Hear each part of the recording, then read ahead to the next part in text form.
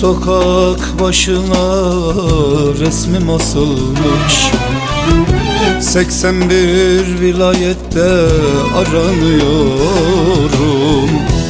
Bir meçhul cinayet üstüme kalmış. Kapı kapı, sokak sokak aranıyorum.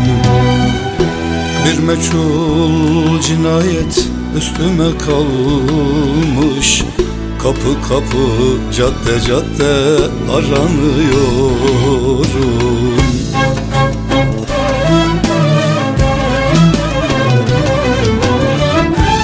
Bir de bu başıma ödül koymuşlar.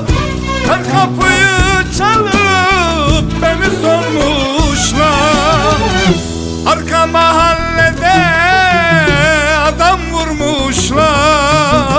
Üzerime kalmış aranıyorum.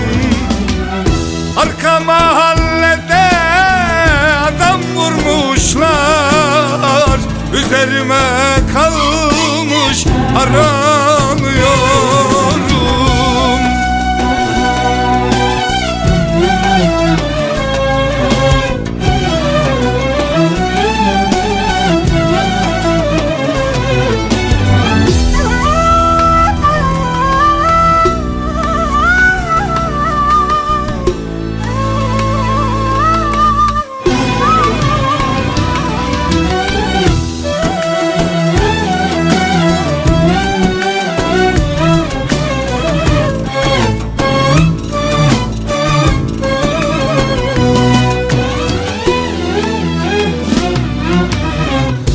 Dostum da fazladır benim düşmanım. Hiç kimseye olmaz inan zararım.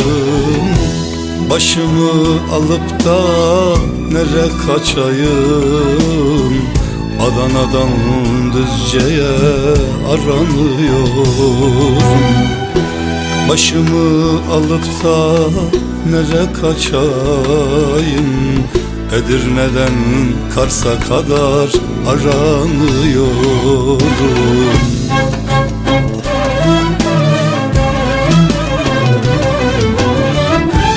Bir de bu başıma ödül koymuşlar.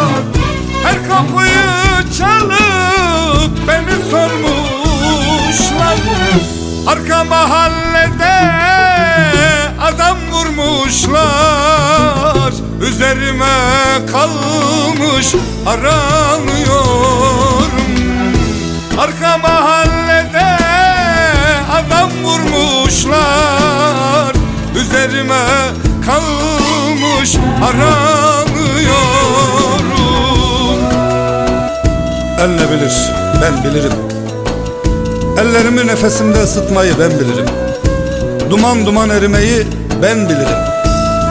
En belalı mahallelere girmeyi, sorgulanmayı, yargılanmayı, voltadaki ayıpları, gönlümdeki kayıpları, sürgündeki hayıfları el ne bilsin kardeş, ben bilirim, ben bilirim, ben bilirim, ben bilirim.